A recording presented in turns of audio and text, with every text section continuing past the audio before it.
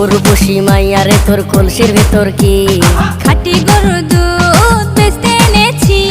দে না একটু খাই, দামটা আগে চাই, আর দে না একটু খাই। দামটা আগে চাই, তোদের মতো ভিড় খাওয়াদের চেনে রেখেছি। উর্বশী মাইয়ারে তোর কলসির ভেতর কি